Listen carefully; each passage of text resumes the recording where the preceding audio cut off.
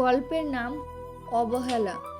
আজ রাত 12টার সময় যদি আমার সাথে শারীরিক সম্পর্ক না করো তবে ব্রেকআপ। বুঝার চেষ্টা করো জান, বিয়ের পরে সব কিছু করিও না।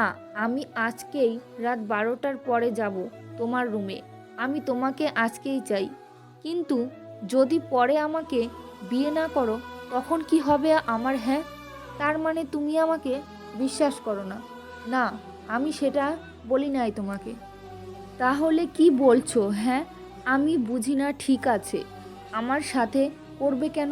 তুমি যাকে ভালোবাসো তার সাথে করো। ঠিক আছে, আসি।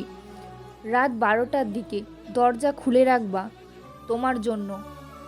আমার বয়ফ্রেন্ড এসে আমার সাথে শারীরিক সম্পর্ক করবে, ভাবতেই কেমন জানি লাগছে। কত করে বুঝাইলাম বিয়ের পর সব করিও, কিন্তু না, বিয়ের আগেই শারীরিক সম্পর্কে যাইতেই হবে, না হলে ব্রেকআপ করবে। কিন্তু কিছুই করার নাই, কারণ নীলা খুব ভালোবাসে হাসিবকে আর অনেক বিশ্বাসও করে। চলেন পরিচয় দিই। নীলার বাবা মার একটি মাত্র মেয়ে গ্রামে বসবাস করে, কিন্তু অন্যদিকে হাসিবও গ্রামেই থাকে, কিন্তু অনেক বড় লোক। নীলা আর হাসিবের সম্পর্কটা প্রায় 3 বছর হলো, কিন্তু আগে কখনো হাসিব শারীরিক সম্পর্কে কথা বলো নাই। কিন্তু কি যেন হলো, এখন এই সব করবে, কিন্তু নীলাও না করতে পারে নাই। কিন্তু নীলার মনে মনে অনেক কষ্ট পাইতেছে, কিন্তু কি আর করবে, এইগুলোই ভাবতেছে নীলা।